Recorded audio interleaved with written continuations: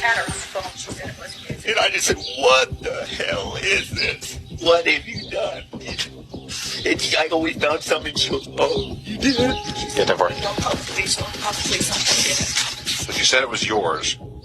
Logically, is that true? I don't know, man. I never knew.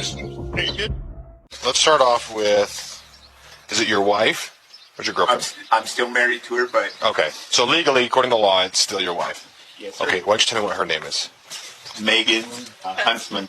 What happened is when I went to prison, she stuck around for 2 or 3 years and she took off. But she is with a boyfriend now. Where is she? In West Valley somewhere. While on the phone, Huntsman asked Darren not to call police, that she would come to the home herself and sort it out. But it was already far too late for that. In tandem with searching the garage, detectives tried to make contact with Megan Huntsman. Darren gave them her cell phone number. Are you able to help us understand what's going on here? It was a miscarriage. It was like 9 years ago when we first left. And how far into your pregnancy were you? Like 7 months. It was born, stillborn. Okay. How soon can you come down here? Our detectives need to ask you some follow-up questions so that we can, rule out any kind of foul play. Okay, there was no foul play. Okay, listen to me. I need you to stay at your residence. We're going to have a West Valley City officer come pick you up.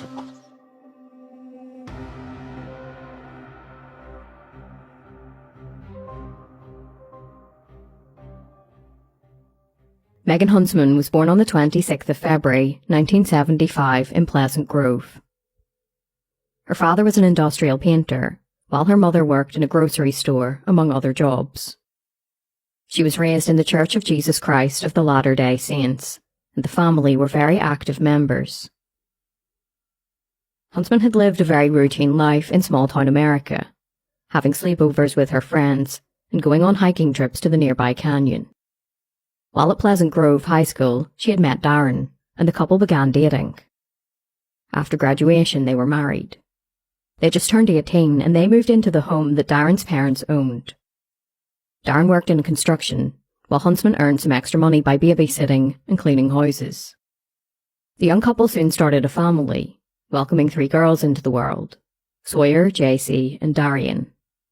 But the relationship turned sour, allegedly, when a violent streak in Darren emerged.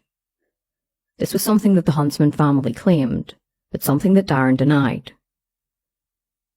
Huntsman's mother, Joyce, later recalled that she kept everything in her life private, especially after she moved in with Darren. She stated, she never found the strength to stand up for herself. Then after Huntsman's father took his own life, she fell into a downward spiral. She began drinking heavily and taking drugs, particularly methamphetamine. But more trouble was just around the corner. In 2005, Darren was arrested in a drug operation. He had been purchasing large amounts of iodine, which is a precursor to making methamphetamine, from a livestock business in Ohio. He had been using a fake name, and had been doing so for the past 3 years. After receiving the iodine, Darren gave them to another person. He had ordered a total of 84 pints through 7 orders, which could have made 28 ounces of meth. After his arrest, Darren told detectives that another man had paid him $250 for each shipment. During the Drug Enforcement Administration investigation, agents stopped by the family home and spoke with Megan Huntsman. During the search, they discovered phosphorus, another common meth precursor. Darren maintained his innocence and said that he had never had any intention to manufacture meth. But he ultimately pleaded guilty to 2 counts of possessing chemicals intended to be used in manufacturing the drug. Before he was sentenced, Huntsman had written a letter asking a federal judge to consider leniency at the sentencing. In the letter she wrote, "Darren is a remarkable man, husband, brother, son, son-in-law, friend, and father of our 3 beautiful daughters. Please, we need this guy to keep our family together."